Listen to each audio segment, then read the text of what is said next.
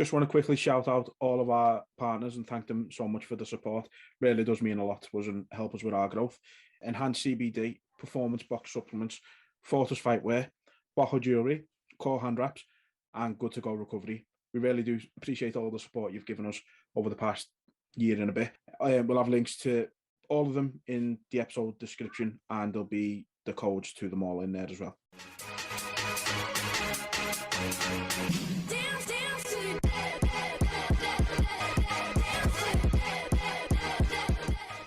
What's going on, everyone? We're back with another episode. Bit of a different one this time. We said in one of our previous episodes we want to link up with the commission more. If you've been listening, you know the commission is a bunch of podcasters who have MMA podcasts. Some don't. Well, I've got Greg Hoyle with me, who has an MMA podcast with his brother. And we're going to talk MMA. How are you, mate? Good, man. How you doing? Yeah, all good, mate. Thanks for coming on and having a chat with us. Shit, we should have done this a long time ago. Yeah, I know. Long time coming, man. Very long time. Glad to come on. Yeah, like definitely a long time coming. I mean, the commission's been up for a while now, so yeah. Most of us have MMA podcasts. Cyrus has like a podcast about everything you can fucking think of. That man, days. I don't know how he has the time. I barely have the time to do this. Exactly. Yeah. One podcast. I think that's why how he does like 9. I think that's why on Combat Corner he talks about other things as well. You know, not to say he fits it in there. He's a wild dude. yeah, he's crazy. Like, and then obviously we know Mook has a mental health one. But he's also an MMA fan. Yeah. So put a few things down to talk about. Got a few fights. Well, let's get your opinion on them and that. So first one is Cerrone has finally got a fight. Yeah, I saw that. Was that announced yesterday? I think so, yeah. To me, that fight falls so flat of like it seems like that's such a drop for him. I mean, who was his last fight against Cowboys before this? I'm sure it was it the Conor fight? Sure, it was McGregor, you know. So you go from fighting your main event against Conor McGregor, selling 1 million pay-per-views, and then you're gonna fight. I thought Lozon retired. So did I. I thought he was finished. I haven't seen him fighting forever, so it's. I mean, I guess it's two old time, UFC guys that have been there forever. Yeah, I guess in terms of interesting on that end, but that's not a main event, is it? I wouldn't think so. I mean, I hope not. I think matchmaking wise, they've done well. You know, they've both been in the game for a long time, so it's good to. If it's Cerrone's last fight, then I think it's a good one for them. It's one he can win. Do you see him winning that one? Right now. Yeah, his skill set's so much further ahead than Joe Lozon. I think he just blows the doors off of him. See, I don't know, because I think Cerrone hasn't been having the best of luck recently, has he? Even in some competitions, he's fell flat there. And with Lozon, that's his sort of go-to is his jiu-jitsu in it. So I don't know. Lozon's a tough dude, man. Yeah, he's a tough out for everybody. I remember seeing videos of him at like barbecues, and that's like how their family settles shit is just like putting gloves on. Yeah. Have you seen that? You know what video I'm talking about? No, I haven't I think seen it's like it. Him and a cousin like sparring at a barbecue because they had like an argument over like a horseshoe game or something. Yeah. And so they just fight. That family just fights each other. That's crazy. So you can't count a guy like that out, but I don't even know the last time he fought. I mean, it's got to be been a while for Lozon. Feels like a while. Like I can't recall a fight in recent memory anyway. But then again, if Cerrone's last fight was with Conor, that was a long time ago now. That was 2018, was it? Yeah, wasn't that that was in the January pay-per-view of that year. I think so. Because Conor fought Dustin last January. Yeah. So it would have been the previous. So it's been 2 years since he fought. Yeah. I mean, I'm surprised that Cerrone with 2 years off didn't find a way to fucking kill himself with all the stupid shit he's into. Yeah, all that cave diving and so that's a lot of time to give that guy off. He's like an adrenaline junkie, isn't he? Just loves getting out there and doing mad shit. He's an idiot. That's what they're called idiots. That's people that jump out of planes for fun. That's fucking dumb. That's death wish, isn't it? It's crazy. Yeah. But yeah. I mean, I get like the statistics are like very low, but I'm never gonna die like that because I'm never gonna get up there. So it's 0% chance I'm gonna die like that. For me, like I know that. It's a big risk because how do you know your parachute isn't gonna pull out? Why would you risk it? Like, why would you even give yourself the chance of like that's how you want to? If you die, that's how you want to die. That's terrifying. Yeah, falling out of a plane, crazy. Yeah, free falling out of a plane. It could go just a little wrong, and you snap both your legs when you land. Yeah, I mean it doesn't have to go that wrong. You can still like maim yourself on the landing. For me, that one of my things is bungee jumping. Like that's crazy. Yeah. Or those guys that wear like the flight suits that fly through like real narrow canyons. Honestly, like when I see stuff like that, like every time I see a story of like a guy that hits a rock, it's like good, you know. That's what you did. Yeah, that's kind of you do the risk, yeah. Good, like maybe less people do it now. Like every time I watch one of those videos, like my ass cheeks are probably clenching together, like I gotta hit something. Like, it gives me anxiety, like right away. I'm scared of heights, like so. Those bungee jump videos, man, they make me queasy. Yeah. I don't even do roller coasters, man. I don't even fuck with that. Don't trust them, like mechanical stuff. That carnival rides, fuck that. Fuck that, man. No. You see the people that work there, they don't give a fuck. We humans are meant to be on level ground. We're not meant to be that high up in the air. Like, so with that one, then you going with Cerrone? I think so. Yeah. I mean, I like Cerrone. I've always been a big fan of his, and I like that he was a real gamer all his whole career. So I'll ride with Cowboy. If this is his last one, I hope he goes out on a W. Not a lot of guys get to do that. Yeah, true. See how that one goes, So next, this has recently been announced. Charlie Olives and Gaethje. Yeah, boy, I'm surprised. I'm honestly surprised. I'm from the way that Olives was talking. I really thought they might do it. I thought and everybody was getting fights around them. Yeah. And then they were flirting with like Dustin and Nate, and then I was a little worried for Gaethje that he was going to get skipped. He was going to burn the whole fucking place down. Start throwing zombies around. When they started to make other fights that would have made sense, and then Dustin has nobody to fight, and then it's real quiet. Connor's been real quiet. Yeah. But maybe he's getting what he wants. But I guess I'll have to wait a little bit longer. It's a bit of a U-turn, like as you say, with what everything was going. Like it seemed like he was going to get the shot, but then they've looked at it and obviously said, "Yeah, let's give it to Gaethje." But how do you see that one going? That fight, any fight that Gaethje's in is going to be fireworks. Yeah, that guy is impossible. He's not going to let it. Yeah, he's not going to let it be boring. He's just a fucking war. Like he just puts his head down and goes forward. He's crazy. He's not going to let anybody, play it safe and outpoint him. He's going to attack. Yeah. So Oliveira is going to have to survive some shit. Like, I think he probably gets tagged at least once in the first round. Yeah. It seems like he's a slow starter. Yeah. I was agree with that. So I could see. If he's not careful, he's going to get put out by Gaethje in the first. Other than that, it's hard to say because he gets, Oliveira's gotten dropped. Did he get dropped against Dustin?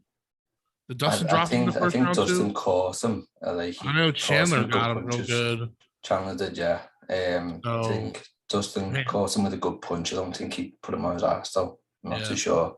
But it seems like he's doing that. Like he said, like people say I'll get knocked out and I'm proving them wrong. It's like, is he gonna do that against Gaethje? That's not a fun game to play against Gaethje. No. If you're a hittable guy against Justin Gaethje, you're gonna have a long fucking night. Ask Tony Ferguson. Tony Ferguson was always a guy that was tough as nails, but he would take a lot of punishment in a lot of the fights. He can take it, And then you run up against a guy that has the power and the leg kicks that Justin Gaethje brings to the table are just on another level. Yeah. The way he's able to, on the end of his combinations, land those like inside leg kicks it's just game changing for him. He wrecks a lot of people and just ruins their base. I mean, they have no power going into like the second and third round against Justin. I mean, Chandler he had one round and then he was just a punching bag for Gaethje. He was just all heart though, wasn't he? And I think that's what Oliver's has got as well. Like he's got huge hearts, but to just sort of Isn't it weird that we're saying that about him now? Oliver? It's I mean, 5 years ago we wouldn't have been saying, "Oh, Oliveira, that guy's got heart."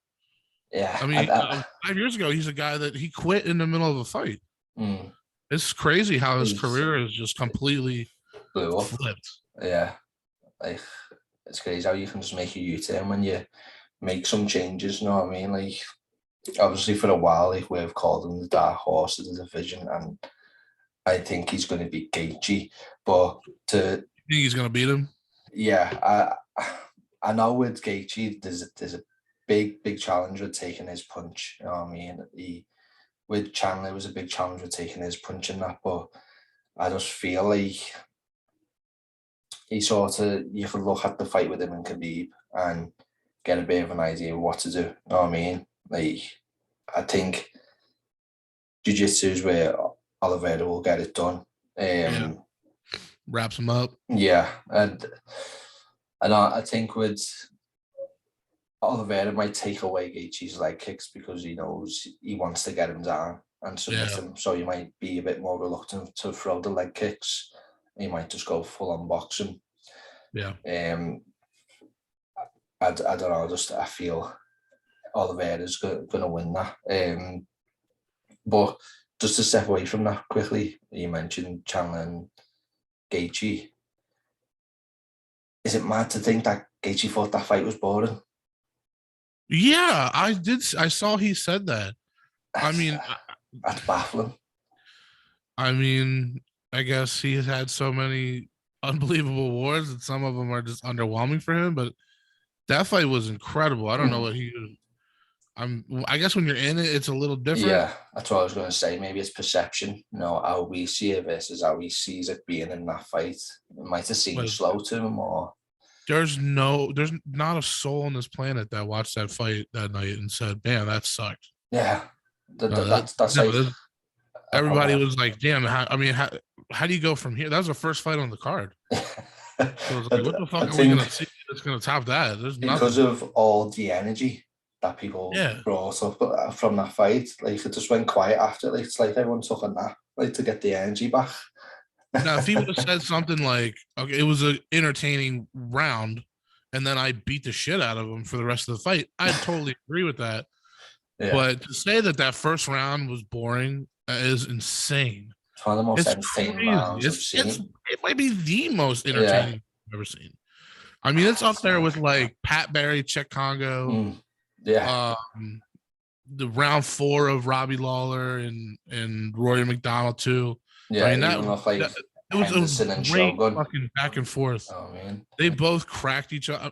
There's no way that was boring. No, there's no way. It's insane. It's got to come down to perception and how it feels inside at that time. You know, crazy. I can see how he would think like, well, I won all of the rounds, so it wasn't a close fight, which he's right.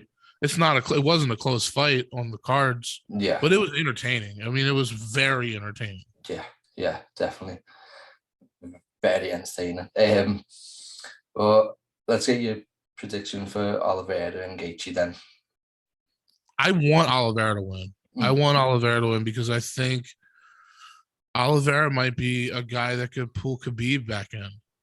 I mean, because he's going through basically all the guys that Khabib went through. Yeah. And maybe doing it a little bit more impressive than him. Maybe. And he's now this is 3 the most title defenses.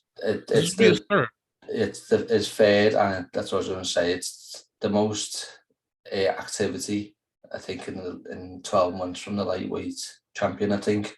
Yeah. So like he's doing it, and he's doing it different. And he's finishing guys. He's It's not like these are 5-round snooze fest. Title fights. He's in all of them. Getting knocked down and getting back up and then winning the fight. So honestly, I think he thrives off people counting him out. I think every fight he comes up, like look at his opponents. Chandler, they probably counted him out. Dustin, I know everybody, like the majority of people said Dustin would win, and Gaethje, I can see the same happen. I think he thrives off that to be better and to show everyone that I'm staying the champion. It proves everybody wrong every time. So it's hard to bet against him right now. Exactly. I mean, I'm going with Aldous myself, as I said. I think he probably faces some adversity early and gets through it to win, though. Yeah. I mean, I think Gaethje's going to come out guns blazing this time. This is it for him. Yeah. I mean, really, if he doesn't get it this time, it's not very likely he's going to be able to climb the ladder again, especially if he's still the champion. Exactly. I think if you're to look at it as well, what was I going to say? It was like Gaethje beat Chandler, he's beat Chandler. I like a little thing I was going to say where technically it should be that Oliver should win looking at past opponents and that, but oh, you're doing MMA math right now. I'm trying to, but I'm terrible at math. So yeah. Let's move on to the next fight. So one of your favorite fighters in the game, Tony Ferguson, could possibly fight. I don't want to muddle Dana's words up. Could possibly fight Chandler. Is that fight not done yet? Nothing's confirmed. I know he said to Lorosenko, we're looking at Ferguson and Chandler fighting each other. I like the fight. It's another entertaining one. I think it's the styles are really, they mesh together really well for this. I think it's going to be a great fight if they get that done. If Tony's got anything left, I mean, if Tony's done, Chandler's going to blow him out. But, on the off chance that Tony's back, to form and back to getting, back on track to the title, it's going to be it might be a tough fight for Chandler. Yeah. I mean, Chandler's a guy that, he's got like a round or two, and then he starts to slow down. He's got a lot of muscle. He's got a lot of, he doesn't have the best cardio. And Tony Ferguson's a cardio machine if he's on point. So, and he does not give up. He'll drag you into the fucking deep. So it's hard. It's really hard to predict that fight because I don't know what Tony Ferguson we're gonna get. It's be interesting. Really hard to guess which guy's gonna show up. Is it the guy from the last 2 or 3 fights, or is it the guy from the 10-fight winning streak? Yeah. If it's a guy from the 10-fight winning streak, Chandler's in trouble. I mean, if he's went away, and really just dug down and said, I want to get back to where I was. I don't know. No one knows what's went on. It's just a complete U-turn. A lot of people think he's still got it.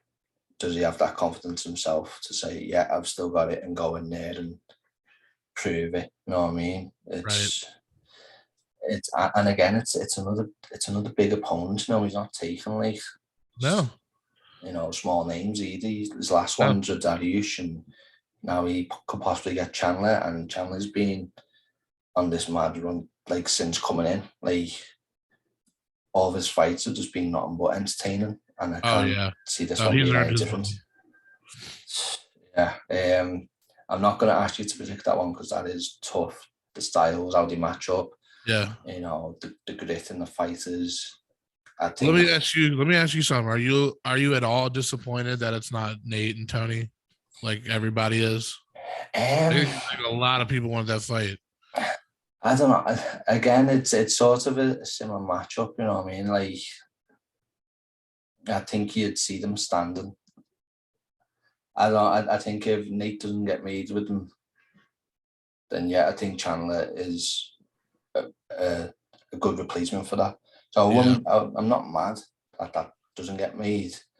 To be honest with you, I don't know if Nate Diaz thinks any fights get made because what's been going on with him and Dustin, like it's being talked about, and it's not. It's like it's getting real close to the event that they're supposed to be fighting at. If they're gonna sign that fight or not, that's like in 5 weeks.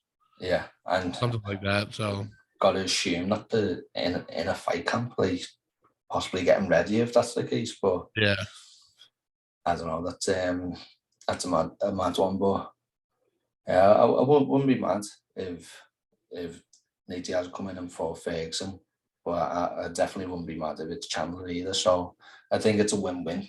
Regardless, you get a very entertaining fight from both of them. Well, what about you? Would you be annoyed? I thought that fight made more sense as far as like rankings and that. Neither one of them have neither one of them have won a fight in a while. I thought that was a fight that Nate should have wanted. For me, I think that's a cakewalk for Nate. Yeah. Especially the Tony Ferguson late. And I'd like to see Nate get a win and then Conor get a win and then those two let's finish this. Okay. So it's been too long. I want that fight's got to happen before this is all said and done. So it would be nice if they fought with some momentum, you know. Yeah. Because Conor's coming off of a few losses, Nate's coming off a few losses. That fight would still generate a lot of buzz, but if those two could show some highlights of like a win before this fight, I think it gets a lot more steam, especially with McGregor. Yeah. McGregor needs to win bad. I mean, he should be fighting like whoever's 15th just to get a dub, just to fight another Cerrone fight, just to get a layup. Yeah. I mean, you need a win bad, Bubba. He needs a real bad because one more loss, this is over. It's over. Yeah. This fight's over. Nobody's going to want to tune in anymore. Yeah, definitely. I think it doesn't have any momentum when they're coming off losses and people like, oh, he's done. It's mad. People aren't saying Nate's done. Like, people want him back. But Conor. Nate's a different dude. Yeah. Nate has like this cult following that drives me fucking nuts.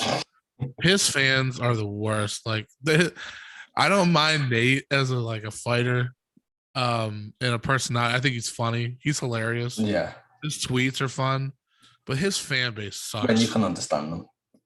Yeah. I mean, him and like Stipe are like the two guys that need English subtitles. Yeah. They speak English. Translates it themselves, yeah. But I think Nate's funny. I mean, I loved him ever since like he gave Pellegrino the finger. Yeah. In the triangle. That was funny. So I've always liked Nate, but his fans are the worst. His fans, they can't just say like he lost. I mean, he got the doors blown off of him by Leon Edwards. Yeah, he lands one punch. And his fan base jerks off for another 6 weeks. He won that fight. It's great. It's so crazy to me. If that was Conor, nobody would let him get away with that shit. Yeah. If he was getting his ass beat for the entire fight and then he lands one good punch and then stands there and points, people would fucking clown him. But Nate Diaz smokes weed in the crowd, so people lose their fucking minds. Yeah, I know. I think a lot of people are small-minded, aren't they? So little things like that, it sets them off. You know what I mean? It must be a fucking California thing. Those people are weird. Sorry, Dre. I wouldn't know. So yeah, as one asked for a prediction for the Chandler Ferguson fight. Next one, which is being dubbed as the Battle of the Raphaels. Oh yeah. Dos Anjos and a good fight. Yeah, what do you make on Dos that? Anjos. I mean, I don't know because it's such a big jump for physique. Yeah, massive jump. I mean, RDA is no joke. It's a guy that champion. He's like what 5'6" in the ranking. He's pretty high up. Yeah. And he's been making some noise at 155 since he come back. I'm probably leaning towards Dos Anjos right now. Right. Just because I think he has more tools to get it done. I mean, he's got a well-rounded game. He's got pretty decent stand-up, but his takedowns and ground and pound and jiu-jitsu might be the difference in this fight. Yeah. I don't know that I've ever seen those skill sets from Fiziev. He's more of like a kickboxer, right? Yeah, I think he's more staying on the feet. Trying to think, I feel like he gets taken down, but I think his getting up, I think is good. But I think, as you say, that difference might be the wrestling and jiu-jitsu of Dos Anjos. I don't know, but Fiziev's carrying a lot of momentum with him, and so yeah. I mean, that could even be a factor going into it, that he keeps that going. You know what I mean? Yeah. I mean, that was a great last fight he had against Bobby Green. Yeah. It was a great fight. Brilliant fight, yeah. But it's a big jump from Bobby Green to Dos Anjos now. Oh, yeah. I mean, it's a different ball game, but we'll see. He's called for it, you know what I mean? Yeah. So maybe he thinks he's ready for those higher rank fighters, you know what I mean? Yeah. Called for one, dubbed it the Battle of the Raphaels, and there you go. He's got a fight. You know what I mean? It's a good fight. When is that? I don't know when that's taking place. I feel like it's March, maybe. I think it's soon. I believe it is soon. Like, yeah, it'd be a good fight. I'm going to go with Fiziev, though. I just think he carries the momentum he's got going. What about yourself? You think Dos Anjos takes that with a better skill set? I think he probably decision. Yeah. Get some decision. Yeah. Yeah. Probably takes him down and just tries to ground and pound. And I'd love to be wrong. I love Fiziev, and I would like to see him keep climbing the rankings. I mean, he's a fun guy to watch. Yeah, he's real fun. I mean, he's got some good hands. So I'd like to see him keep winning and keep climbing the ladder. But Dos Anjos is a beast. It's hard as well when you get two fighters who are fighting that you like, and you're like, yeah, who do I go with? Yeah. Yeah, it's tough. Like, so obviously we've just been speaking about him. Then I know, like, you're a big fan of him. I was going to ask, who do you think he should come back against in terms of McGregor? Obviously, you've said Diaz. What do you make of him, like, bulking up to like 190 and that? Like, do you think he's looking at going to middleweight or something? Like, what's going on there? He's pretty juicy, huh? I honestly thought, like, when I see him with this full facial and, like, huge, I thought he looked a bit like that Marcin Tybura. Like, I think the way he stands, I think he makes himself look a lot bigger. He stands like he's like holding in a really big shit. Like, it's weird. It's awkward as fuck the way he stands. It makes me uncomfortable. He stands more West Brunson or McGregor. Yeah, kind of like that. The arms, yeah. But he's a lot smaller, so it looks ridiculous. Yeah. I would have, if I could pick an opponent for him to come back, Tony would have been up there. That would have been up there for me. Chandler would have been up there for me. I like both of those matchups for Conor. Yeah. And those are still big fights. Those aren't Cowboy Cerrone level fights for him, but I don't think anybody would complain if he came back against either of those guys. RDA would be interesting. No, they've had with their history. Yeah. So either of those three guys, I probably would have picked for him to come back against. The more time that's passed, the more I really don't want to see him fight Dustin again. Yeah. Where that fourth fight, I mean, when it happened, when he snapped his leg, it was like, well, they got to do it again. And then after a while, it's like, do I really think he can beat Dustin? I mean, or am I just dreaming? Yeah, I mean, it seemed just like Dustin's got his number in both fights. I mean, he beat him up in the first fight. He was already beating him up in the second fight, or you know what I mean. The second and the third fight when he broke his leg. I mean, he was already beating him up. I mean, did we really think he was going to turn it around in the second round? Yeah, I don't know. I mean, I love him, and I want to say yeah, but I got to be realistic. Like I never thought he was going to be Khabib. Like I knew that was the end of the ride, always, because Khabib was just different. I mean, there's nothing nobody could do about that. So I knew that I liked that he left and did his thing before that fight, because it wouldn't have meant as much if he left after Khabib smoked him. Yeah. But Khabib's gone now, so I think he would match up well with the guys that are up there, like Olives. That'd be a fun fight if he came back and beat Chandler and then fought Oliveira. That would be fine. But unfortunately, it just seems like we're coming to the end of the ride.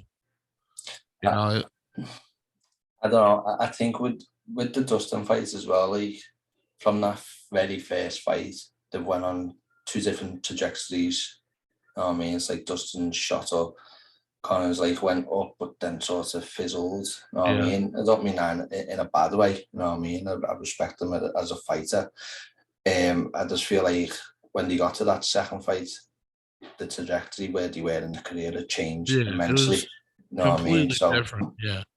I mean, and that was 145. Connor was a different guy too. Yeah, he was a giant amongst 145ers, and then when he went up to 155, he wasn't as big. And he was a huge 140. His weight cuts to 145 were scary. Yeah. When he fought Aldo, he looked like a fucking skeleton. He killed himself to get there, and like even that fight with Aldo, like what you're saying, he was a different beast at featherweight. You don't realize like how good like Aldo was. You know what I mean? Like he was still so young as well. Like, and like now, like we're seeing Aldo sort of resurge again. But let me throw a fight at you and see what you think. Why don't we get Felder out of retirement and have him fight McGregor? That's a good fight. That's a good fight. I mean, Felder's a maniac. Yeah. I love the way he fights. He's all elbows. I love it. Yeah. That would be so fun to watch him and Connor go at it. Yeah. You know, that would be. I would like that. Yeah, for sure. And I'm sure you could drag him away from the desk for that fight. Away from the bike as well. Yeah. I mean, I'm sure the money's not bad for that fight. Yeah. So yeah, they could make that happen. I would like that. That'd be fun. I mean, don't they have a little bit of history as well? Like, I'm sure like that's been spoke about at one point. Do they? I don't know. Connor's pissed everybody off. Yeah, that's right. Connor tries to fight everybody. Like, yeah. Remember him and Woodley got into it?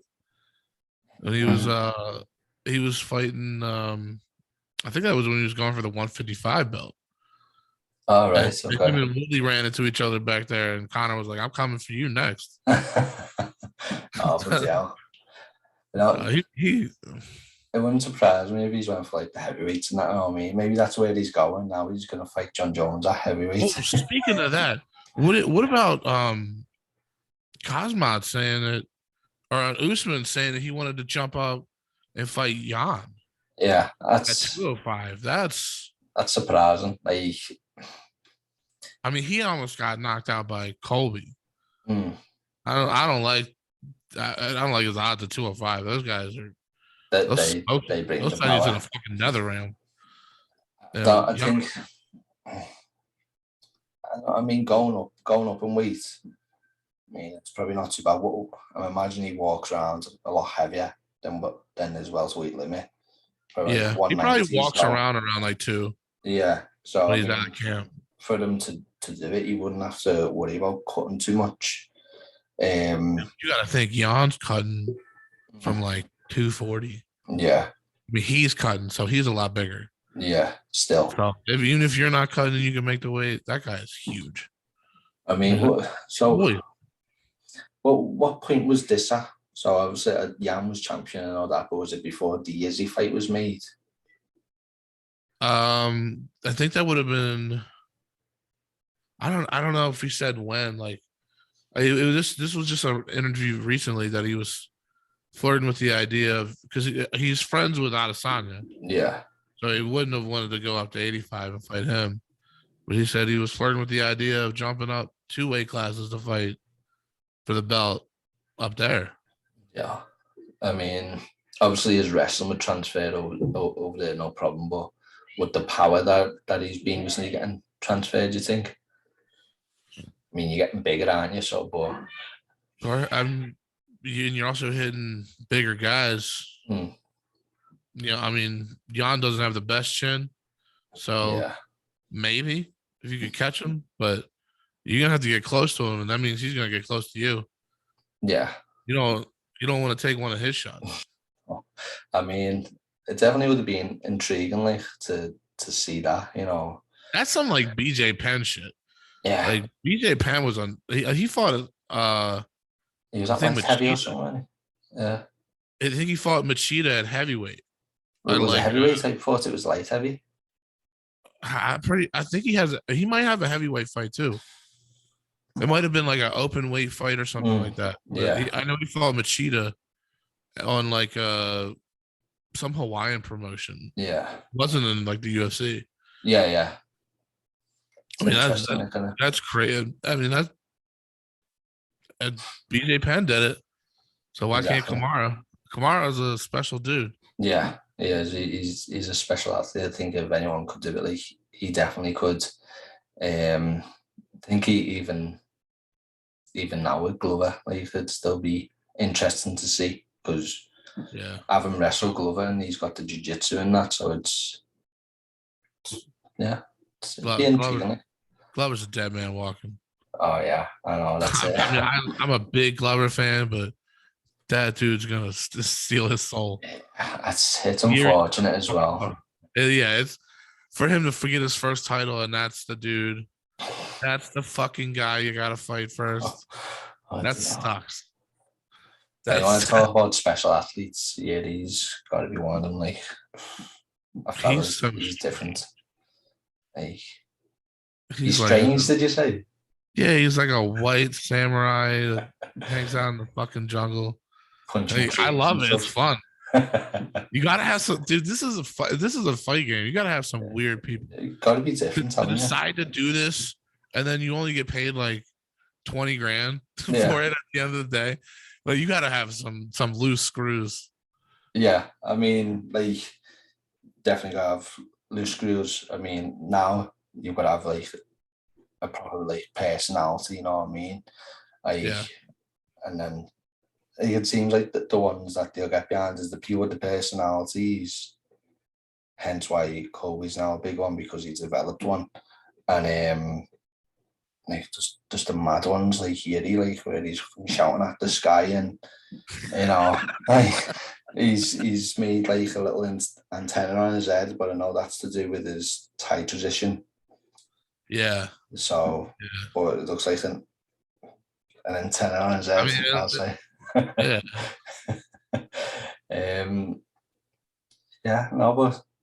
Seeing Kamaru go up would be interesting. I'd honestly like to see him and Izzy do it. Like, I know the mates, but it'd be a proper decent paycheck for them at the end of it as well. They're both champions. Yeah, both got good styles. Money talks. Exactly. Majorly talks. If they offered both of them like $10 million, are you guys that good of friends? Yeah, I'm not that good of friends with anybody. If they offer me $10 million, I'd fight my mom. Yeah, I would. To be honest, I need that $10 million. Yeah, I mean, I don't think they get $10 million. Like, you know, we've got to remember dealing with but yeah, it's still. No, they're not trying to pay nobody right now. They won't pay Francis. They're not paying nobody. No, there's suing Francis, aren't you? See that? The suing Francis. Yeah. Or is this suing Francis or his team or like his manager? I don't know. I seen something where they said his team and they told him like the day before the day of the fight. Yeah, it's crazy. Man, it's gonna get ugly. Yeah, there's no way he was already said he's taken off like 9 months. That belt's gone. Yeah, you might as well turn it in when you said it. They're definitely gonna strip him. I mean, oh yeah. The sooner the better.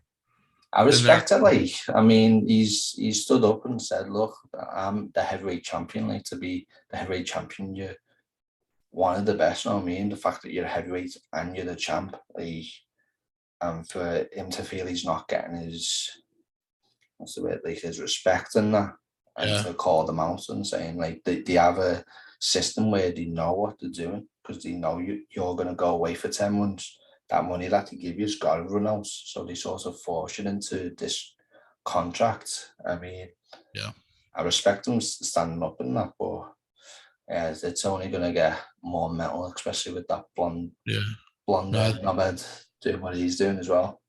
The UFC does not like when you stick up for yourself. No, they do not like it. I mean, it's not gonna. It's probably not gonna go well for Frank. Do you think he fights again? Do you think he fights in the UFC again? I would love to see him fight again because he's developing. You know what I mean? He's becoming like a full athlete. But I don't know. I think with what's going on, it's going to end sour. We're going to see him get stripped, and I think you'd end up having Jones fight someone for the vacant title. If Jones comes back, then I don't know who fights. I mean, you don't give it straight to Cyril. I'm not too sure about Stipe. So, I mean, there's only a few other heavyweights that you put him against. Yeah. I mean, if Derek wins, you could see that. John versus Derek. Yeah. But yeah, I think this is going to get pretty interesting. Yeah. See what they do going forward because he's already said I'm sitting out. I'm gonna wait. I'm gonna wait out my contract and see what my options are after. Because he wants to box. He seems pretty serious and the about fact the boxing thing, and Dana's not gonna fly for that shit. Yeah. I mean, you got to be pulling in, Connor money for him to let you go do your own thing. Exactly. And he doesn't. Yeah. Nobody. No, he's literally the only. He's the highest paid athlete. You know what I mean? So there's no one in terms of money than Connor. You know what I mean? So yeah, it's like you can't even compare. He's just it's Connor, and then you gotta give everybody else a different scale. Yeah, it's just unfair. I mean, you can understand why Dana says like, if you're not Connor, shut up. I mean, you shouldn't be telling me shut up. Like, but figure it out. Connor figured it out. Yeah, you gotta figure it out. If you can figure it out and sell 1 million pay-per-views every time you hit the screen, you do whatever you want. You can punch an old guy in a pub and nothing happens. Yeah, exactly. Nothing happens. It's interesting as well because I've seen that thing with Dana and Ronda, and he says something in it, and it's like the starts winning. So he says to Ronda, like, we could see that you were going to be a big star, how you were carrying yourself. No, it was talking about being the biggest heel in the UFC. Yeah. And then he goes, and that's why and then he stops himself. And it's like, he's going to say, that's why we start to get behind you and put money into you and stuff. I feel that's what was coming, because then look at other fighters who've done what she's done, Lesnar. You know what I mean? Connor, they obviously play favorites. Yeah. I mean, I think that's part of the whole Cyril gone and Francis drama was, Cyril had that amazing fight against Derek Lewis, and it was like, oh, we might have the actual guy. Like this guy might beat Francis, so we might want to put all of our eggs in this basket. And they kind of did. They kind of did. I mean, and they kind of disrespected him. And I would feel disrespected if I was Francis too. Yeah, I mean, he's a champion and he went the favorite. It's like, with the way he fights, how is he not always how's that always the most likely way it's going to end? Yeah, especially in that division. Dynamite in it. He doesn't even have to hit you good. No, he just has to get a good shot. Clip you. Like if it goes by you too fast, it might knock you out. The wind's off him. Different. He's different. I don't know. How's that guy not always the favorite? That guy should always be the favorite in the fight. Because it can be over in a fucking second. Like he could throw one punch, and if you're in the way, it's over. Exactly, and no doubt, going up the ranks, no doubt he's probably the favourite in those fights. But then when he becomes champion, it's like, I mean, and after the way he fucking knocked out Stipe, he looked phenomenal in that fight. Exactly, flatline Stipe like that. How are you? I mean, I understand he beat Derek, but that's crazy. It was crazy that he was the underdog. Yeah. It's mind blowing, isn't it? But yeah, be interesting to see how all that turns out. So next one we've got Jeremy Stephens has gone from the UFC now after 15 years of being with the organization. Most losses in the organization. I was going to say, what do you remember of him? That's not what I'll remember. I mean, Jeremy was always a tough guy, a tough fighter, and he had moments in his career where he surged. But everybody's always going to remember him as who the fuck is that guy? Exactly. Yeah, he's famous. Everybody knows who he is because Conor fucking roasted his ass at that press conference. He could have won the title. He could have won 2 titles after that. And he's still who the fuck is that guy? Yeah. Exactly. I mean, that moment that happened, that he should have retired and just called it a day. Yeah. It's mad, isn't it? Like, you be in the organization for that long. You've been there a long. He was a long time vet. I mean, I've seen something where Habib wasn't even in the UFC yet. Anderson Silva hadn't even made a defense. Like, that's a long time ago. A very long time. That's like what? UFC 80, something like that, maybe. So it's like 06, 07. Yeah, it's a long time. Long time. And what you're going to be remembered for is asking someone who the fuck you are. Yeah, that's tough. That's tough.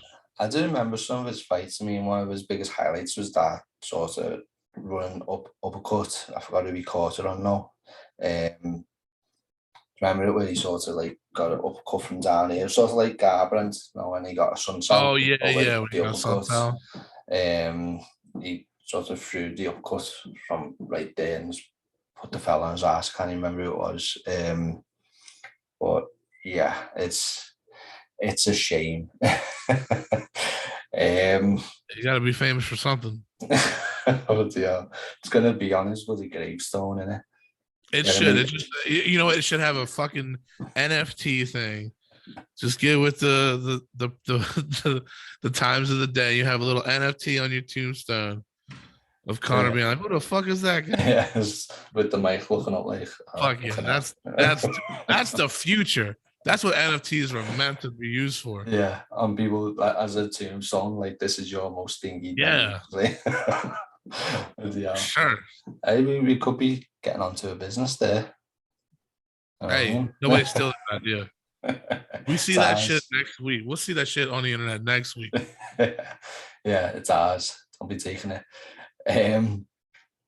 So I was gonna discuss the upcoming card a little bit, but I think I want your opinion more on Strickland. So what do you make of Strickland just in general? Like, I know we're talking about crazy motherfuckers, like, he's one of them. No, I believe him. I think he is genuine, crazy. I saw something the other day where he was telling a story. He wrote like a tweet about it, or maybe it was Instagram, where he was talking about how he was fucking somebody's girlfriend and how he felt bad about it while he was in the middle of fucking someone's girlfriend when he was like 17. I'm like, that's a charming story. I'm sure the fucking UFC loves it that he's telling the story on Instagram. He's just a fucking weirdo, man. I wouldn't want to train with him. I know that. That dude hurts people in the gym. Yeah.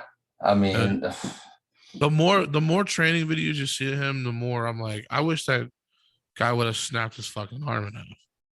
Well, the was that the one where he like hyperextended his arm and Sean lost his fucking mind? Yeah. And then you see 12 videos of Sean high kicking 12-year-olds in the gym and knocking them senseless. Yeah.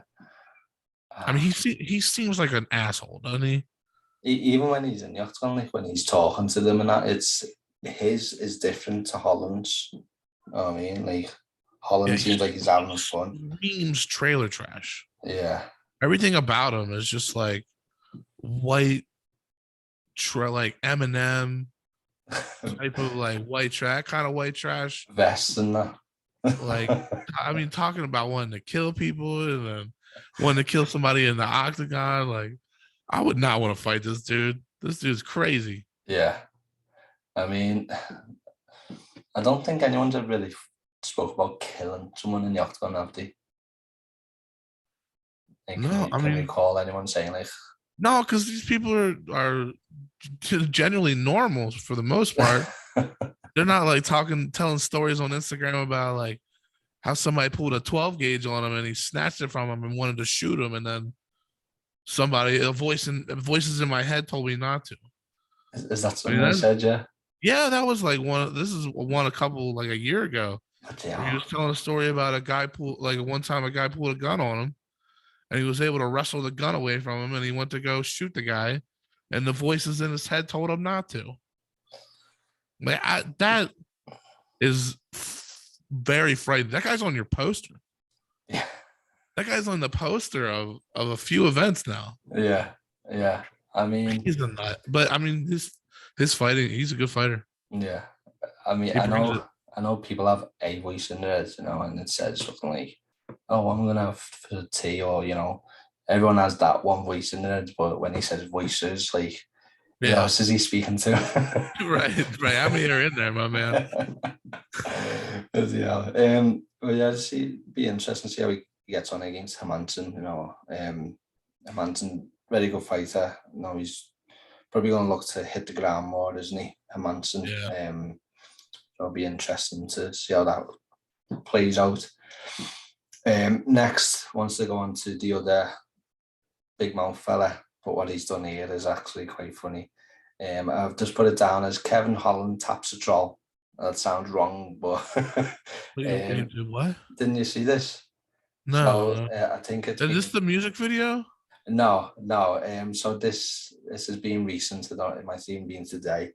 Kevin Holland has had this internet troll in his Instagram and that saying, "I know you're a black belt." Yeah. And he flew some dude to his gym. Is this what paid you're talking for about? his hotel and that. Yeah. Strong move. Yeah, that's brilliant. That's crazy. I love that. I do shit dribbles down my leg. If I'm talking shit on Twitter and then Kevin Holland sends me a DM, that's like, here's your plane ticket. Come fight. Let's fight. Come fight. Dude, I'll put you in a hotel. Immediately diarrhea. I mean, that's scary. Like, for somebody to respond to you that you're talking shit to on the internet, you think you're just talking shit. You're just like throwing something out, and then Kevin Holland, you in the DMs. You're like, oh shit. He's like, I can't back down now. No, I gotta go the game. You know what I mean? I hope there's like a video follow up. There's a video of him submitting. Oh, really? Did he fuck him up? I'll see if I can find it for you. You have to send that to me when we're done. Let me have a look. Let's see if I can find it. It might be on. That's amazing. Are you following Kevin Holland on Instagram? I am. Look on his Instagram and it'll be there. See if you can see that. Yeah, can you see that? Oh, that's the dude I was talking shit to him? Yeah. Oh.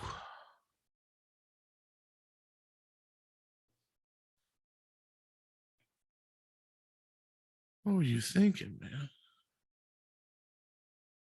He's like, that's I could tell that dude like kills it at his local jiu-jitsu gym. Yeah. But there's just nobody there. As and well, though. Fuck Kevin Holland up because he can't grapple. That shows you levels. There's levels of this. Exactly. You think like I'm beating people's asses at my local YMCA jiu-jitsu class. I'll go and say wraps you the fuck up. That's learning a lesson. Yeah, I love that. That's great. That's like that fucking boxer, that bully. That like Deontay Wilder showed up to his gym, and I can't remember the dude's name, but he claimed to be like 100-0, and what he would do is he would give you a pair of gloves and ask you if you want to spar, and then he would just start throwing shots on like in the locker room. Oh, okay. And people would quit, and he'd say, "I win."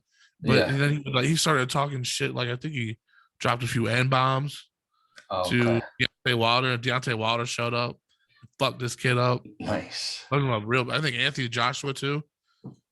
So this guy shoots for the stars. Going forward, do we think it's so satisfying? Yeah, watching Wilder body this kid. He's such a dick. Going forward, do we think all internet trolls should be dealt with like this? Hell yeah. This is how it should be. I say this all the time to my girlfriend. I'm like, people are so comfortable that they have nobody. You can tell when somebody has never been in a fight, when they they don't know that there's danger out there. So they always think that they're okay until they're not, until somebody punches you in the fucking nose and you don't know what to do because you've never fought.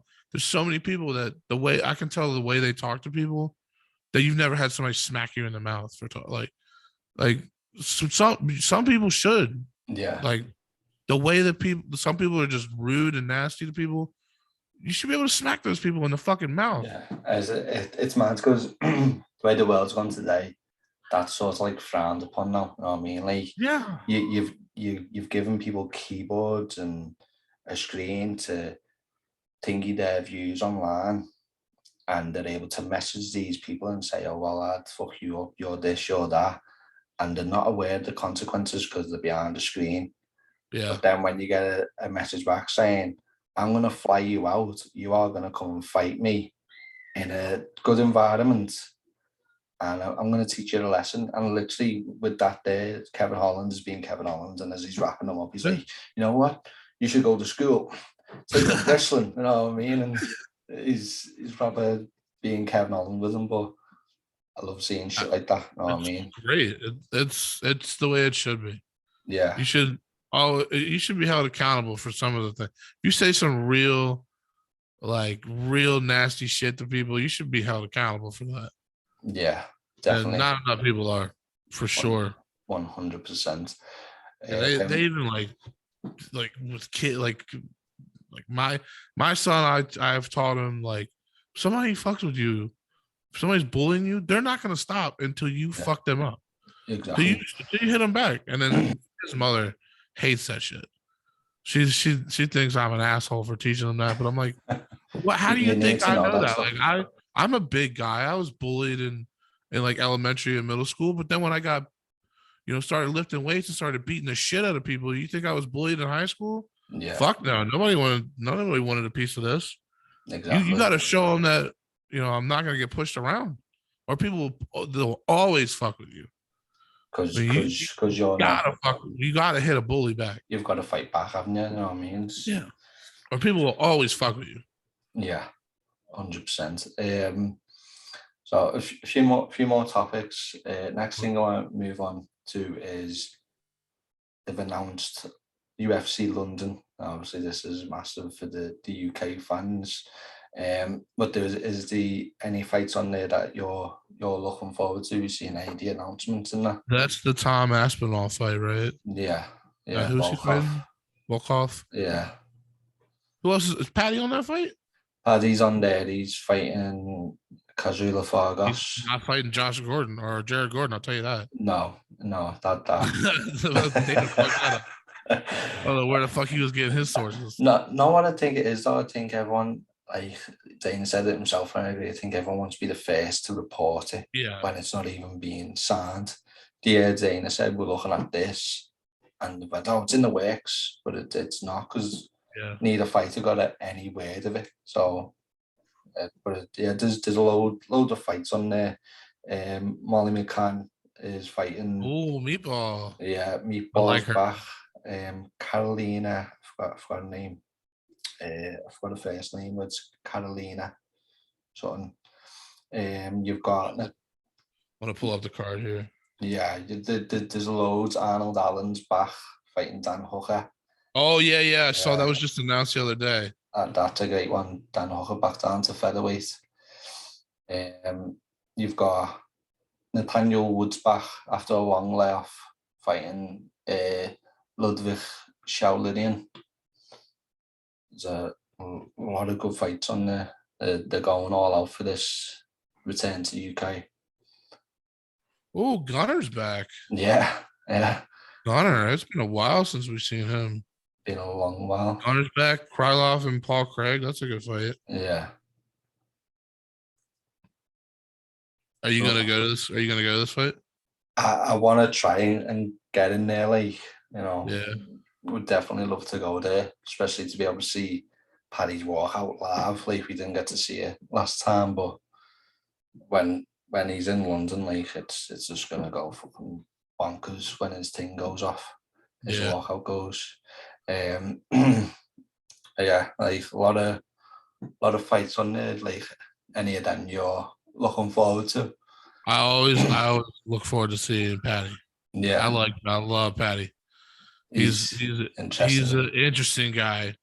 He's very entertaining, and he's another guy that's like, he's not gonna make the fight boring. He's a scrapper, scrappy. And he showed in his last fight that he could take a little bit of heat and come back. I mean, he got tagged a little bit.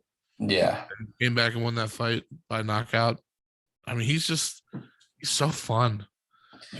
Everything. He looks like a Harry Potter character. He's just, the way his accent is fun. He's funny. He's really funny guy.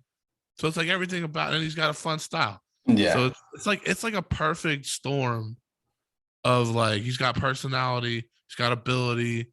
They've already had stars from that part of the world. So it's like, you guys could, if Paddy end up being like a world champion, there's going to be a pay-per-view in London every year.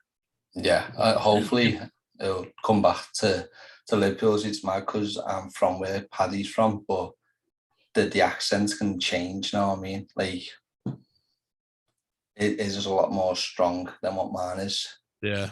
It's mad. But he's very interesting. Like, I put a thing up the other day about him getting rocked, and he got caught by Luigi, but he didn't get rocked. And I see people say, like, because I put a fight up where he did get rocked, and he you can't knock out what is a Scouser? Is that how you say it?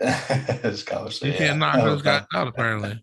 Yeah, or if you Cody Garbrandt with sorcerers, so. Did you see that?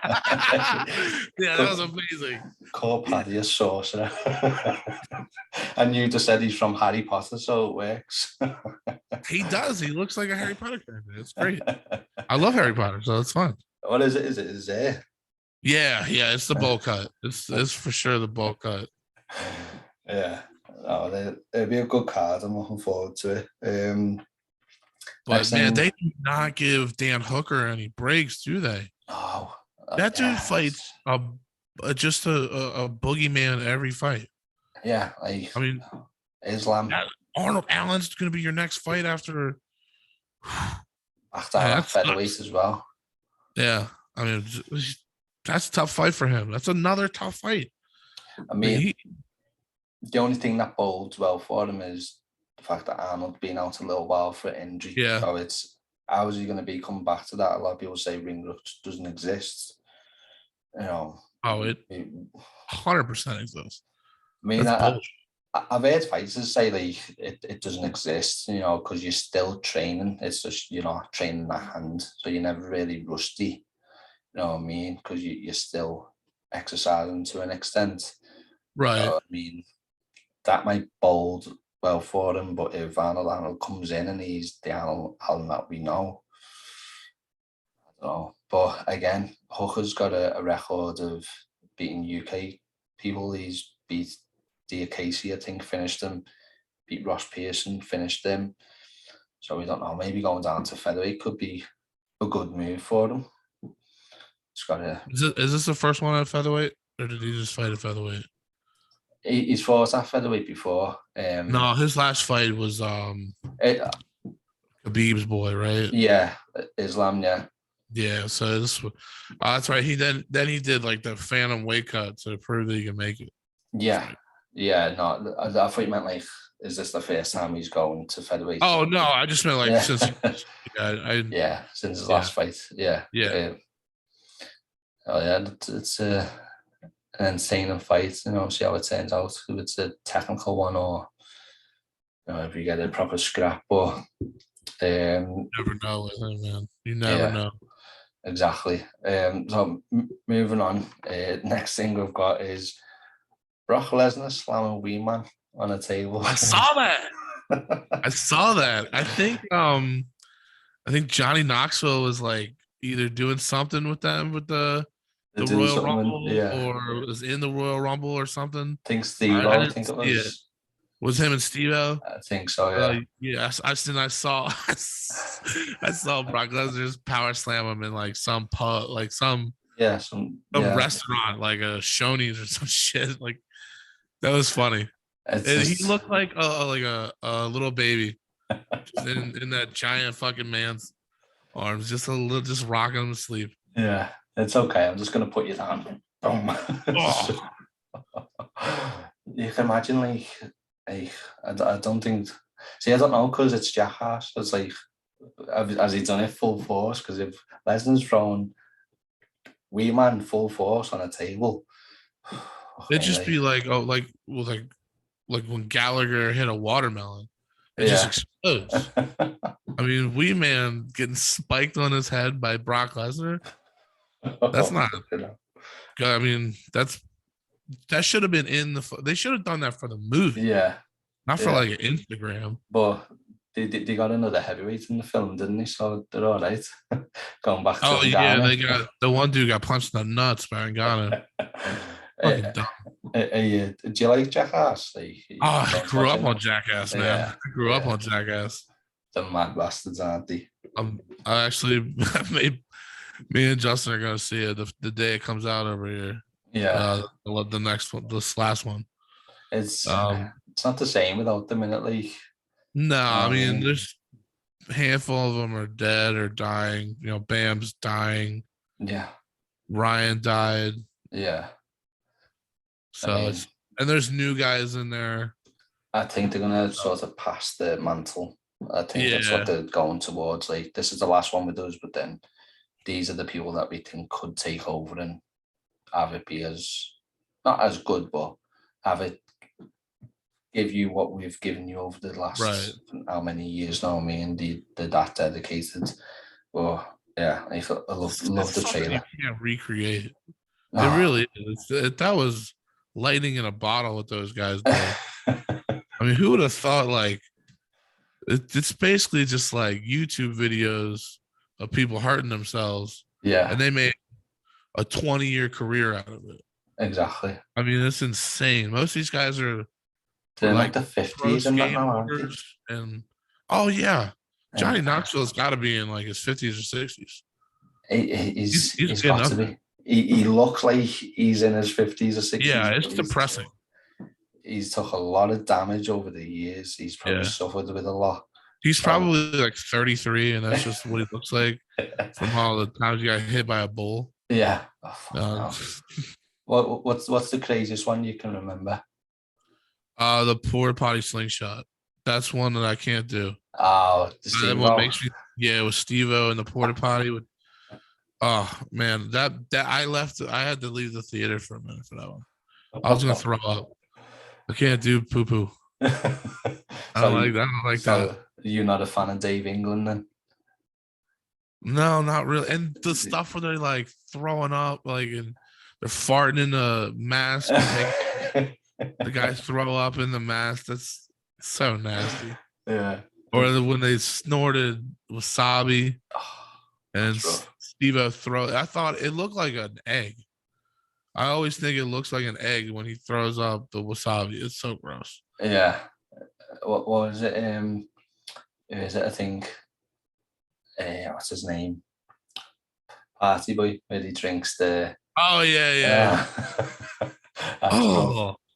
That's rough. What's the Wild Boys? They did a lot of stupid shit like that. Yeah. They'd be like eating rhino turds and drinking zebra cum. Like, that's so... You guys are gnarly fucking people. Yeah.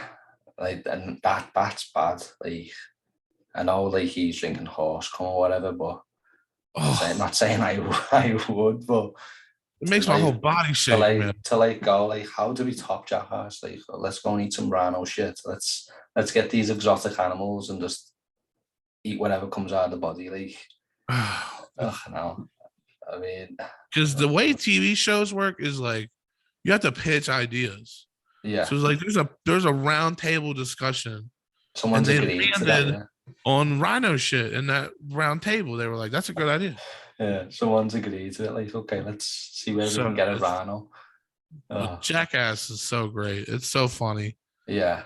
You don't just keep it like disgusting in that way, you know what I mean? They do the other stunts as well, you know what I mean? Fucking in the new one, Knoxville getting fired out of a cannon, like. I like when they do like the old people makeup. Oh yeah, the background. I think it was like the first or the second movie where they put them in old makeup and then they put them in like those scooters. Yeah, and they're flying down the hill like, I got no brakes. Yeah. So what one is it where they get in like fake balls and he walks around with his balls? Oh yeah, he's got his balls hanging out the back of him. Yeah, sits down. This stuff. I mean, this shit came out when I was a teenager, so that was like perfect time for that shit to come out. So you always great. You always remember the start of it as well on the big trolley, where they're just fucking twatting each other in the trolley and jumping out, like a classic intro.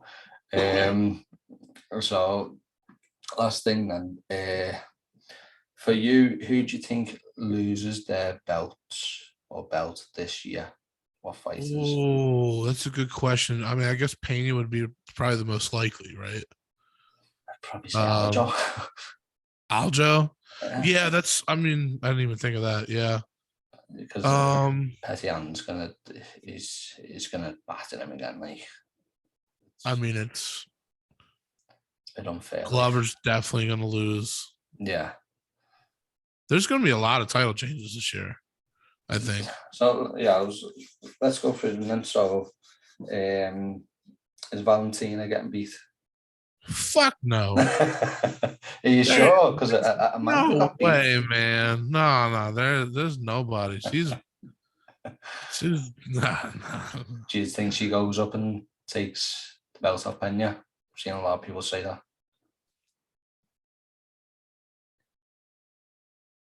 I would have to say probably not, right? Like, because they're gonna do tough. Yeah, possibly with Amanda. Well, it's not official, right? But they're saying that most likely the coaches are gonna be paying you. So if they do that, that belt's not being defended for another 6 months. And that's after that. Who knows? I mean, yeah. I still want to see a third fight with Nunes and Shevchenko. Yeah. Just because I think those are the best two female fighters that ever lived. I want to see them fight 20 times. Yeah. Their fights are so close and they're so good that it's just like Figgy and Moreno, where it's like, took the words out of my mouth. Every one of their fights are so close, except for the second one where Figgy got finished. The other two fights were pick'ems. Like, you could see it going either way for either guy. Where you can't be mad whichever way it goes. Yeah. Yeah. I mean, so who else we got? Nam Nunes. Think she defends throughout the year, or I could see her losing to Tisha. Yeah, I could definitely see that. Tisha's a beast. Yeah, who am I? No, I'm not thinking of Tisha. Are you talking about Carla? Carla, yeah, Carla. Yeah. I could see that. I could see Carla because she's really good wrestling, and that's always a neutralizer to anybody, really. I mean, if you can hold them down for 5 rounds, which she could definitely win. 45 is not getting defended this year for women. I don't think so. I don't even think there's anyone in the division to defend it against. Yeah, Kayla's not coming. Who the fuck are they gonna do? Exactly. If she's sticking around PFL, which I don't blame her. I mean, that's it looks like it is easy $1 million. Yeah. I mean, she only had to work for like 3 minutes last year. And she had like 3 fights in that tournament, and they were all like a minute. Yeah. I mean, she fucks people up over there. So that's easy, Mill. I'd stay, especially now. Especially now, I think it'd be different if Nunes didn't lose that fight. You come right in, have a mega fight at 45 with Nunes. But now Nunes is busy. She's tied up. This is the thing as well. People forget is the fact that they are training partners. Well, we're now with Nunes. Yeah. So would that fight have been made as quickly as possible if the teammates they'd obviously have to speak about it and that, wouldn't they? So would fans have gotten that? I think so. I think those two seem pretty game to fight each other. Yeah. I mean, I don't think it would have taken much of a push. I think everybody knows. Those two know. They knew if Kayla was coming in that those two were fighting. Yeah. But I think now Kayla's probably thinking Nunes is going to be busy for a year. I mean, if she's coaching tough and defending her belt against Pena, she beats Pena, and Pena's kind of entitled to another shot. You just said defending a belt against Pena. She doesn't have the belt anymore. Regaining. It's so weird to say that she's not the champ. I know, it's mad, isn't it? I mean, if she gets the belt back in the second fight, then you do a third. I mean, are you tied up?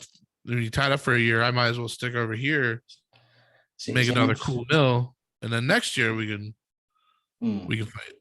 It's a whole nother year of build up. Getting a lot of them, aren't we? Like, someone wins the first, win the second, like you got to do the trilogy. You know what I mean? Like, it's got to be done. Been getting a lot of them. What's next? 125. That's Figgy, innit? It's more. Two could trade the belt every 3 months. Yeah, those two could fight. That's the career. I mean, they could trade the belt back and forth for the next 3-4 years. Yeah. I know a buddy of ours in the commission doesn't want to see it again. Fuck that. I want to see this thing. I think it's insane. Everybody else can wait. We got to figure this out. Yeah. We got to figure this out first. It needs to be done. It does. And you can't risk letting these guys fight somebody else. You just can't. Not when we have this is a legit 4th fight. Yeah. Because you literally have 1, 1, and 1. Yeah. So we need, and you let Moreno go and fight, Askarov or Kai Kara France, and he loses, then what? Exactly. Then we lose it. We lost the fight. We lost the 4th fight. Yeah. So you got to strike by the iron title on that one. Yeah, I think definitely get that one done. 145 Volkanovski. Does he retain? Or do you see when he fights Max gets it off him? I think when he fights Max, I think Max is gonna beat him this time. I think Max so. I hope so. I love Max.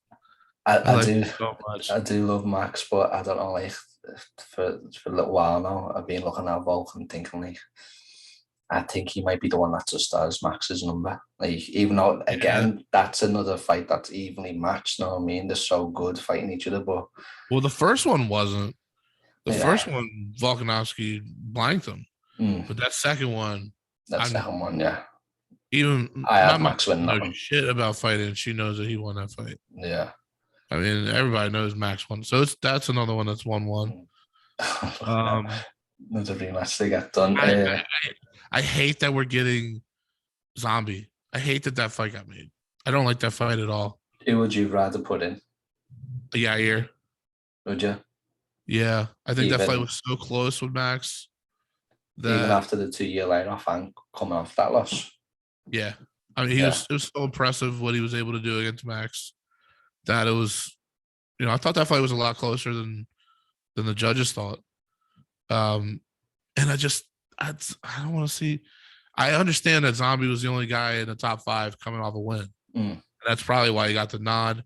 And let's be honest, it's the easiest fight for Volk, so that's probably why he won it.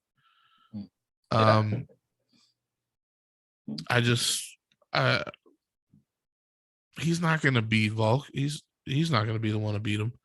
He's too old school. He's too old school, flat foot. He's not light enough on his feet to catch Alex. No way. Yeah, I agree with that. I think Alex's movement, his cardio is just going to be different for Korean Zombie. Even though Zombie does have good cardio, Volkanovski's just on a different level. And Volk has just proven that he can go into the deepest waters that anyway, exist. Yeah. I mean, that squeeze on Brian Ortega is second to none. Yeah. I don't know how that had to be magic. He had to have had like some sort of magic powers, or I don't get it. I've seen that a bunch of times, and I don't get how that wasn't the end of the fight. I mean, Brian Ortega had his neck cranked so hard, and for Volk to get out of it, that was so incredible how he fought through that. Yeah. So he can go through anything. I mean, any adversity in that. He's not going to go through anything worse than that choke. Yeah. The rest of his career. I mean, there's nothing nobody can do that's going to be even tighter than that. That was as tight as it gets. Oh, that was ridiculous, like how close that was, and he's literally just composed himself, and he's probably been shitting himself at the same time because it was so close. Yeah. But the fact that he's been able to like push his hips down and get space to be able to move a bit more, and then Ortega's probably like thingied his arm out as well because he's probably been tired at that point. I mean, holding on to that for so long, it's got to do you in. So that probably helped him as well. But yeah, I just think I see everything about that choke was so perfect. Like the way he drops him with an elbow, and then he just immediately just snatches his neck, just like a cobra. It was crazy. Anybody else is tapping immediately. Yeah, I would have tapped before he got the whole choke in. I'd have been so tapped from the elbow. I'd have been so scary. Yeah. Who's next? 155. So Olives, we spoke about that a bit. Do you see him? Think so. I don't think he loses this year. You don't think he loses now? Or do you think he does Islam? Because I think if that saying of Islam beats Dariush, but Islam does beat Dariush. I forgot about his ass. Yeah. Yeah, you know what? I might change my pick. If they fight this year. Yeah. I think Islam probably beats him, yeah. I forgot about Islam. See, I'm gonna go against it again and say I think Olives beats him. And it might sound mad, but you imagine Olives beats him and starts talking shit that could be in the octagon. That's how he gets to be. I beat your boy. What the fuck are you gonna do? I beat your protege. Like, you are still, no one beat you. You are still technically a champion. come back and let me show I can beat you. Like, yeah. Interesting. I completely forgot about Islam. I completely forgot about him. Yeah. But I think he keeps his belt. But you see Islam beating him if he gets there. Oh yeah, he's just got such a similar I'm gonna fucking smash you style that Khabib has. It's hard to stop. It's hard to stop, and you got to kind of prove it before I pick you against him. So, say if Khabib did come back, or say if that fight with Khabib happened, it weren't him and Chandler, he fought Khabib, would you see others beating Khabib? Or do you think? No. To me, Khabib's the greatest fighter I've ever seen. Right. In terms of like his Dominance. ability and dominance. I mean, John's been a dominant guy, but we've seen John in compromising positions in multiple fights at this point. I mean, there are fights that we even think John lost like that he got a decision. And we've never seen Khabib even damaged. Even, I mean, you could say that he got wobbled in the Michael Johnson fight, but what did he? I mean, or are we just listening to Joe Rogan? I heard a lot about Gleison Tebow. I haven't watched that fight. That is a fight. He lost that fight. Gleison lost or Khabib lost? Khabib lost that fight. I mean, if we're being fair, but that was early in Khabib's career. And then since then, it's been Smash City for him. It's just been a routine of he gets that seatbelt grip on you up against the cage, and he just starts telling you should give up before I really hurt you. Yeah, like that Michael Johnson fight was so scary. That's when I realized that Conor's never gonna beat this guy. Like that was the same night that he won the second title, and I was like, we should enjoy this while we don't have to fight this guy, because when he fights this guy, there's nothing anybody's gonna be able to do to this guy. Like, he's so dominant, and he's just gonna fuck everybody up until he's done. Yeah, until he's done doing it, and then he's gonna walk away. The only fight that I would go back and forth on picking Khabib or not would be him and Usman. Yeah, that's a tough fight for him. Usman's a pretty big guy. Yeah, but if you listen to like the people that Khabib trains with, and like DC and Rockhold and then Josh Thompson and those guys, that he ragdolls heavyweights. So I don't know. It could be Khabib to me is just he's the best we've ever seen at doing this, at damaging and never being in compromising position. Like, he's never been rocked, never been. I don't think he's ever been cut. He's different. He's a different guy. He's a different cut of guy. Yeah. His striking was dog shit when he came in, but his striking was good enough to where he could hold his own against Conor and Gaethje. Yeah, exactly. Especially in that Gaethje fight, he threw. It was pretty decent stand up. He wants to stand up with better, which is so scary. Yeah. That guy could get better. Oh, I mean, the layoff would probably matter, and he does seem to be enjoying life right now.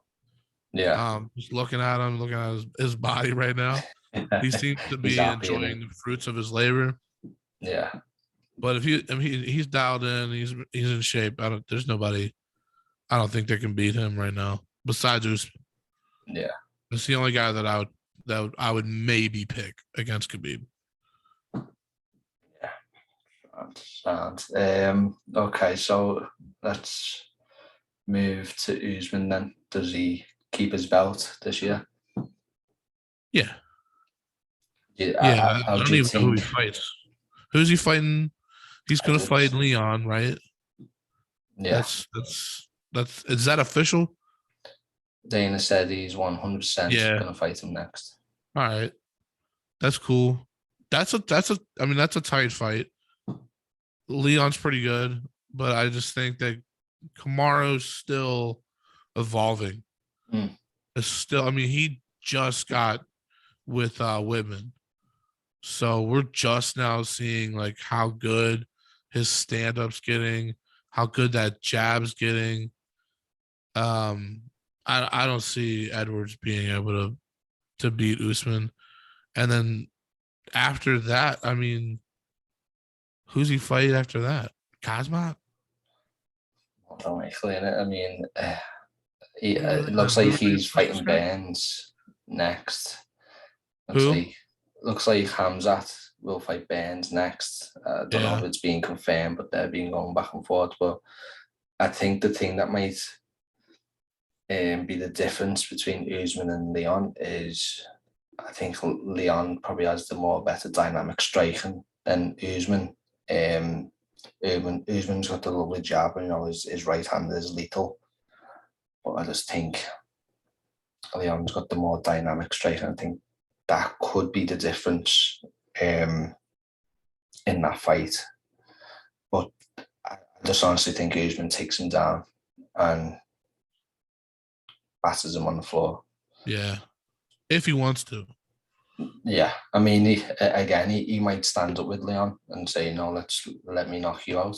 People like your stand up. Yeah. Hey, when you start getting a few of them, exactly, you start to fall in love with those hands. Exactly. I mean, you see him. He mixed it up in the last Colby fight. I mean, he even dropped him again with his hands. So I think he'll probably do that sort of same style with Leon. He'll stand up with him. He'll throw in the wrestling, and I think Usman gets him done. But if Leon can stop the wrestling, which I think might be difficult because Usman's a very strong wrestler, I think if he can stop the takedowns and keep him standing and be dynamic with the striking, then I think Leon could get it done, but it's a tough one. Do you think he can finish him, or do you think this is going to go 5? See, I don't know. Like, I'm thinking decision. Like, I've never really seen Edwards put people out like you've seen Usman recently. Putting people out is the only thing. But then if he's going 5 rounds, you're looking at that Diaz fight and thinking, there's always that chance there that Leon can get clipped. Yeah. Because, Usman's got a good tank on him as well. So he can go to 5 rounds. He's done it before. If that's the case, could we see those turning events? You know what I mean? So it's an interesting fight. It's a very good fight to make. It's intriguing styles and that, and now they match up. And obviously they've fought before, but since that first fight, they've come on leaps and bounds, both of them. You know what I mean? So it'd be exciting to see it again. Now it plays out. It's about fucking time for Leon. I mean, yeah. It's about fucking time. I mean, there's not a more unlucky fighter on the roster than Leon Edwards. I mean, especially recently, it's fucking comical at this point. Of I'm sure they'll make that fight, and then he'll slip down the steps and fucking break both his legs. He'll get an injury or something. Something's got to happen. He's the most unlucky dude. Oh dear. I'd love to see it. I can't wait to see it. Yeah, I think it's going to be a good fight. Very technical, I think. Next, middleweight. So you have there Izzy. Obviously, he's fighting Whittaker soon. I think there's a real good chance that Whittaker beats him in the rematch. I think it's possible. I think this time round, I think Whittaker's changed a whole lot. He's improved again since that first outing. I think he's dropped the ego, as he said. That was a big thing. I think he had a few things going into that fight. So obviously now he won't have them. I think Whittaker could get it done this time around. I think the difference in this time around is there's sort of a blueprint now with Jan, with the way that Jan fought him, and even the way that Vettori fought him in their fight. Yeah, of you got to get this fucking guy off his feet. Yeah, you get this guy off his feet. He's got nothing to offer you on the ground. I mean, he couldn't get up to save his fucking life against Jan. So, and Whittaker can wrestle. Whittaker can grapple. He's got those tools in his game. So it's very possible that he comes out with that kind of game plan. I think that would be the smartest thing for him to do.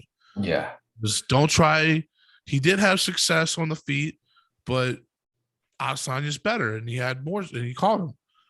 Don't try to play that game again. No.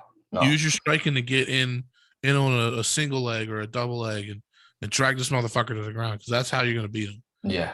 You're not gonna out kickbox this guy. You're not gonna. He's too good. He's too fast. His kicks are too dynamic. If you give him the space that he needs to work, he's gonna fuck you up. He's gonna pick it apart. Yeah. Yeah. He's gonna keep you at distance with those leg kicks, with those teeth, and he's gonna work you. But if you can get inside, get him to the ground, that's the way that Jan beat him. That's the way that Vettori had success against him. Yeah. So the blueprint's there. It's just a matter of what's the game plan for him. Yeah. If the game plan is, I think I can stand with him and hurt him, good luck. Good luck. Yeah. It didn't work the last time. But I think if he's smart, and I think he is a smart fighter. He's got a high IQ. Is he or Rob? Rob. Yeah. So he does. I hope that's his game plan. If it's not, it's going to be another long night for him. Yeah, I agree. I think with Izzy, his fight IQ when it comes to striking is just different. You know what I mean? He knows how to move his body in certain ways to get more power, and that, like, his fight IQ when it comes to striking is just different. But there's nothing wasted. There's nothing. Everything he's doing it for a purpose. He's setting traps. He's setting things up. It's all flowing together. Yeah, he's very, very smart in his approach to striking. I think with Whittaker, like, you've got three things with Izzy that sort of goes against him, and that's wrestling him. Don't give him that space, constantly pressure him, pushing him back, putting him on the back foot, getting him by the cage, you know what I mean? So he's not got space. Yeah. You know what I mean? And getting him. Space is not your friend. Yeah, exactly. Like you say, you give him the space and he's just gonna pick you apart. So I think if Whittaker plays the right game plan, we could see that change hands. Light heavyweight, I think we've already discussed that. It's amazing that he won the belt.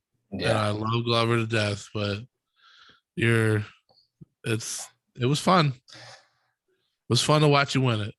But this guy is he's good. Yuri's the guy. Yuri's the next 205 phenom he's amazing. He's great. He's a great personality. He fights like he's a samurai warrior, which is also fun.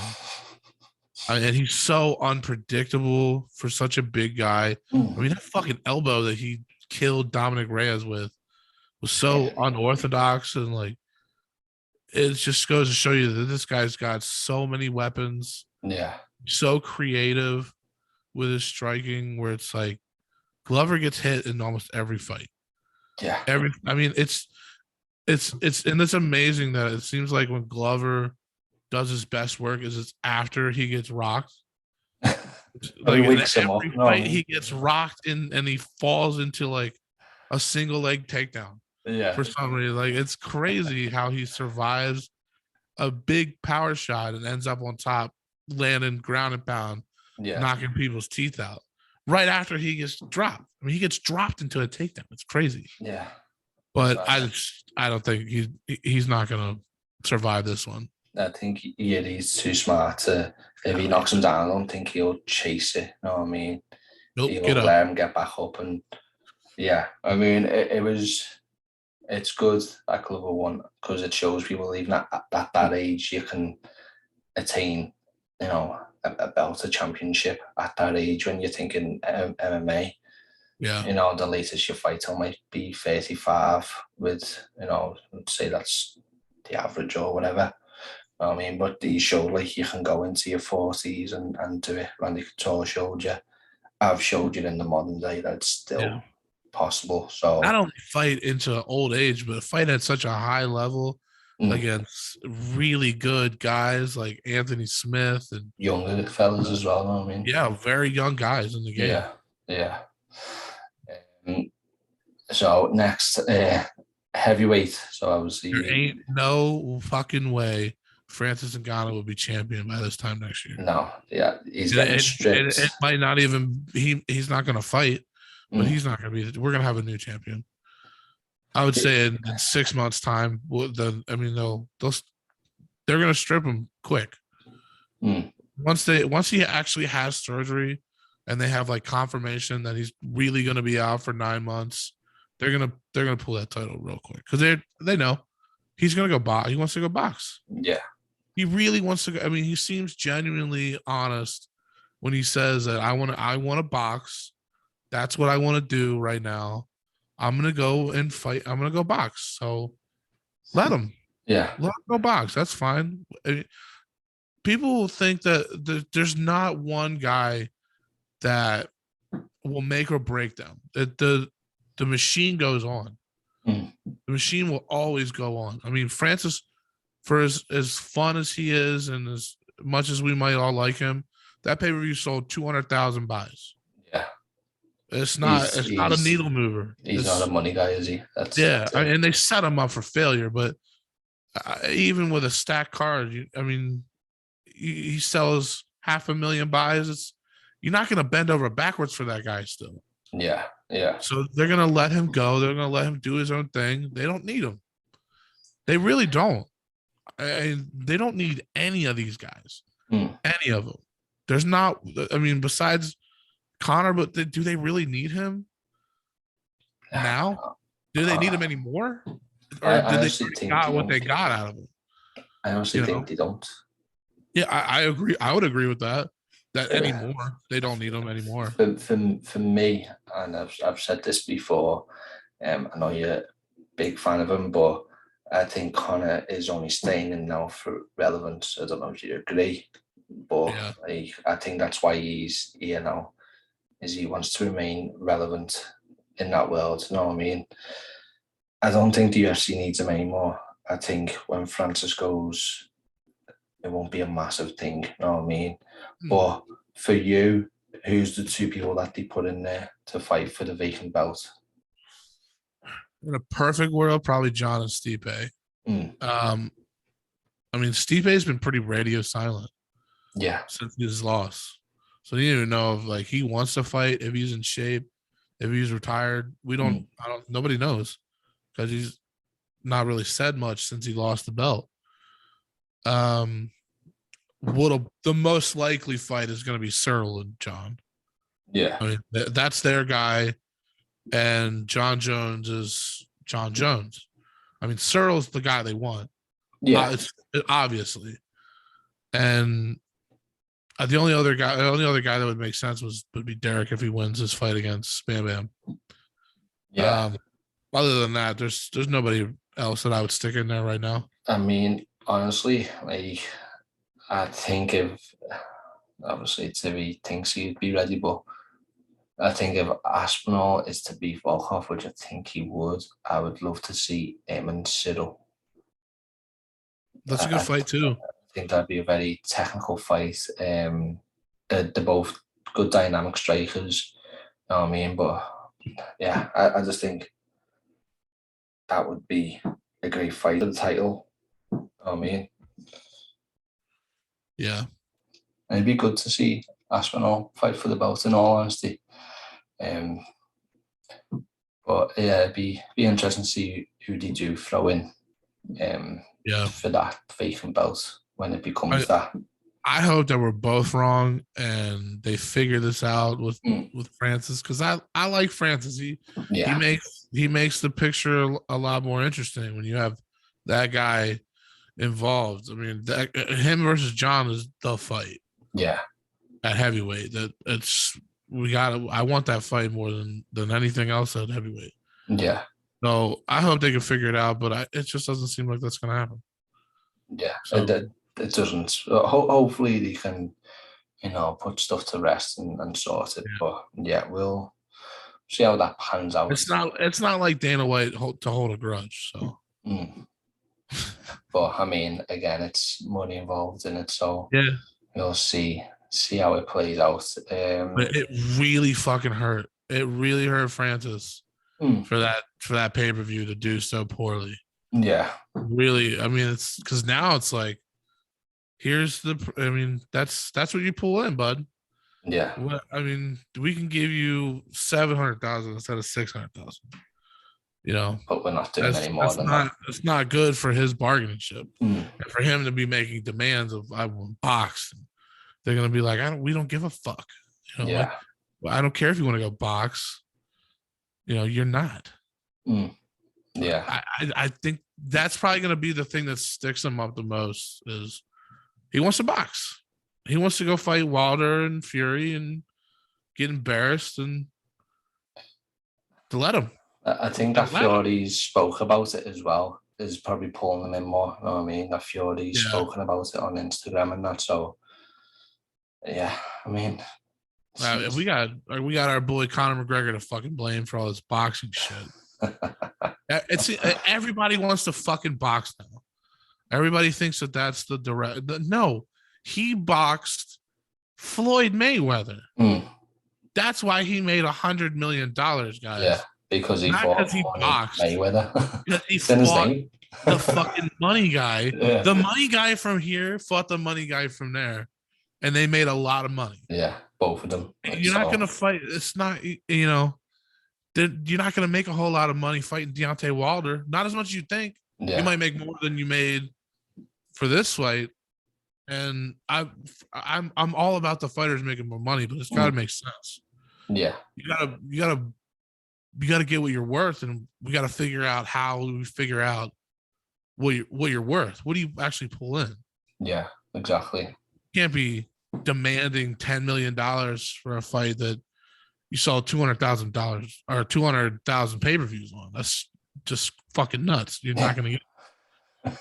It's ridiculous, isn't it? When you look at it like that, you know what I mean? Like if you're not pulling in numbers out, do you expect us to pay you? Yeah. Like I mean, they did no favors. The card on paper wasn't great, and they hiked up the prices domestically for pay-per-view. 7 debuts were in it, so yeah, they really put them behind the 8 ball. And that was probably on purpose, but if you put Conor on a card with 10 fights they're all midget fights, that thing still does $1 million. I mean, I want to see that card. that might break the record. Yeah, that'll pull in a ton of money. Like Conor McGregor. I have Conor McGregor fighting a bunch of midgets, and that's just like a Royal Rumble, just Conor McGregor against 29 midgets. I think they like to be called little people, I think. Okay. But I don't want to get canceled here. Okay. Little people. But I mean, the point being is the headline sells. Yeah. I mean, you could go to the Conor and Cowboy card where it's like, that's still sold $1 million. So that proves that that's his worth. That's his star power. He's going to pull those numbers no matter who he fights, no matter who's on the card. Yeah, that's a star. That's a bona fide star. There's a lot of people who think other people are stars, like Jorge. But those guys, they don't touch what he can generate. Yeah. And it's unfair to compare everybody to him, but it's a fact. You're asking for Conor money, then you're going to get compared to what he pulls in. Yeah. That's it. Conor is underpaid. They're all underpaid. Even Conor's underpaid for what he generates for them. Yeah, for sure. Yeah, when you compare it to boxing as well, then it's very much the case. But I think these other fighters look at Conor and say that he's making millions, but he's earned it in a way. He's pulled new fans in all the time. You know what I mean? But he's also got other things. He's got fucking proper 12, you know what I mean, which he's sold some of it off for money, you know what I mean? It's not just you hear me all right? Yeah. He's so he's a businessman. Exactly. He knows, smart. what he's he doing. took his small little fortune, and well, not small, but like he took his money from fighting and he set himself up. He's his kids. Well, they don't have to worry about a fucking thing. I mean, there's his bloodline is set. Yeah, money. I mean, you look at what he's got, and he's still probably got millions left. Like that big fucking globe on his wrist, the fucking boat. Dude, there's time. He's towing a $30 million Lamborghini yacht with a $50 million yacht. Like he's towing a yacht with a yacht. Yeah. You know how fucking rich you gotta be to tow a yacht with a yacht? Oh, I know. It's crazy. It's madness. That's way more than fuck you money. Yeah. I can do what the fuck I want money. You can't compare yourself to him because you're never gonna get there. No. I mean it takes a special mix of everything. It was just a perfect storm of like he talked crazy shit. He not only did he talk crazy shit, but then he would like go and do it. Like, word for word in the octagon, like what he said he was gonna do to you. So then it was like, holy fuck, this guy just calls a shot every fight. He's one, so Mystic Mac took off. Yeah. And then he smokes Aldo, and it's like off to the races. Yeah. Once he smoked Aldo, it was over. It was, this guy could do whatever he wanted. Yeah, exactly. But yeah, I think if you haven't got anything to discuss, I think we hit everything. Yeah, well, it's been great. Wait, the door open.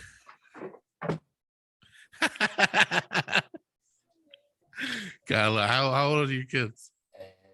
This one here is 6, and the other one's 4, and they're both pain in the asses. Yeah, I got a 6-year-old and a baby. Yeah. So how's it going, fellas? Right. Hey, let me finish here, and then I'll be in. Okay. I'll be in now. Go on.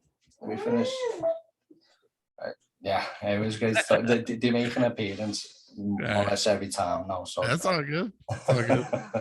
The part of the podcast. I appreciate you having me, man. Yeah, take it easy, mate. We gotta do this again. Definitely love to do it again, mate. When it's uploads, I'll let you know as well. All right, brother. Take it easy, mate. Thank you. Enjoy the rest of your weekend.